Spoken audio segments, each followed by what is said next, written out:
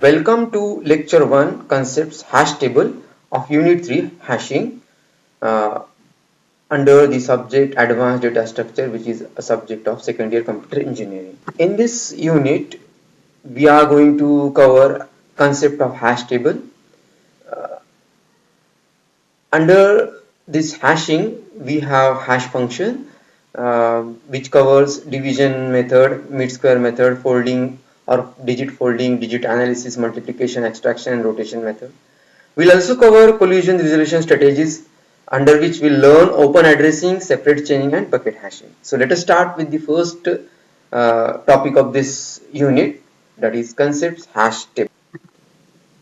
Now here, the organization of data is basically done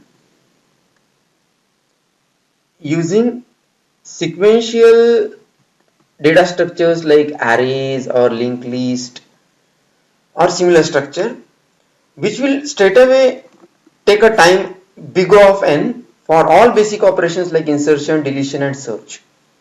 Now if we organize the data in say some ascending or descending order of the key, then we may apply binary search and the data retrieval will be big O of log n to the base 2, which is smaller than this big O of n. But now the question is, can we have more efficient way of organizing the data so that time complexity can further be reduced to big O of 1 for retrieval of data? The answer is definitely yes. And this efficient organization can be done using something called hash table.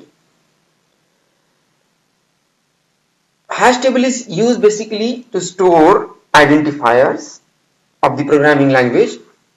Now, an identifier X can be retrieved by computing its address using some arithmetic function. So for hash table, we have some structure. So hash table is not a plain table. So it has some structure, like it has identifier, then that is name of the identifier, then its particular address in that table, and that address is called a hash or home address of that identifier, and that hash address is computed using function f of x. Now whatever identifiers we store in that table is called hash table. So, and to calculate that hash address of an identifier, function f of x is used, that is the arithmetic function. Now f of x is called hash function, and symbol table will store these identifiers sequentially in computer's memory. Now we'll denote this hash table as ht. So this ht is partitioned into b parts, those are called buckets. Suppose b is 10, then your ht will be partitioned into 10 parts. So, and the addressing will be done starting from 0 to b minus 1. So it will be 0 to 9 if b is 10. And moreover, if each bucket is capable of holding s slot, and if s is 1, then each bucket will hold exactly 1 record. So let us see that concept in the next slide. You see that there are two buckets shown, bucket in A of figure 1 and bucket in B of figure 2. Bucket range is from 0 to 9, so that means bucket size B is 10. But in case of table A, there are two slots, so per bucket 2 slots, each bucket can hold 2 values. So for example, bucket index 0 holds 10 and 20, 2 values, whereas in case of bucket B, this hash table index 0 will be holding only 1 value.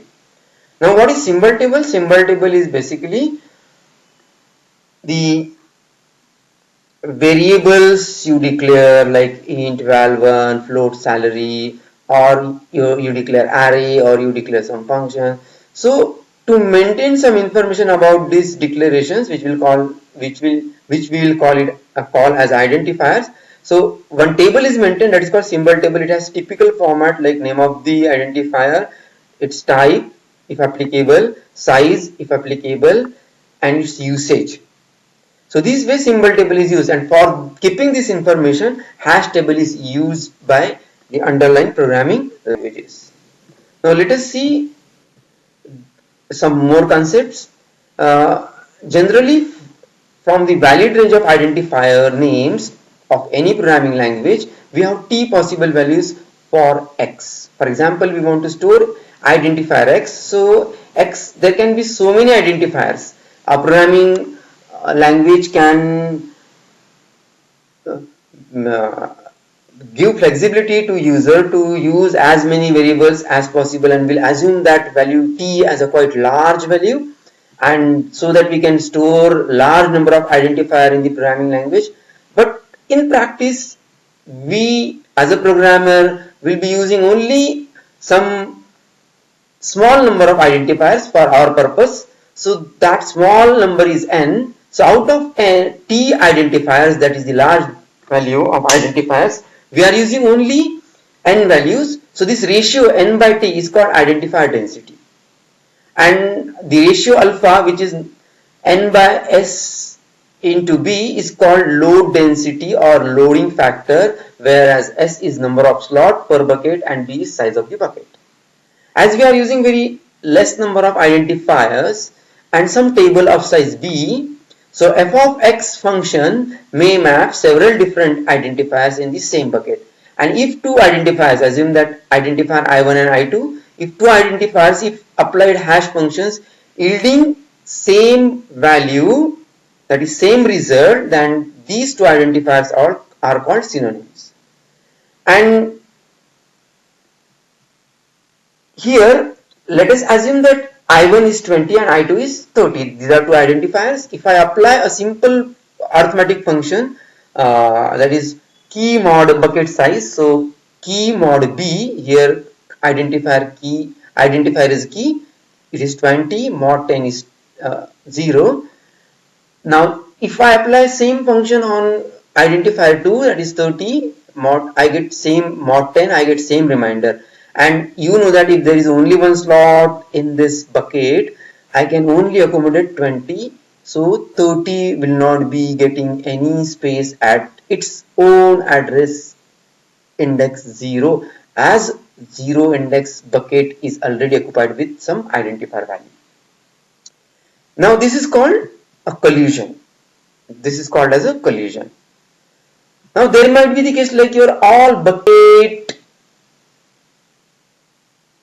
are filled, or all the slots in this particular bucket are filled, or rather hash table, all the buckets are filled, and now some new identifier arrives, and then we don't have any space to accommodate that new identifier.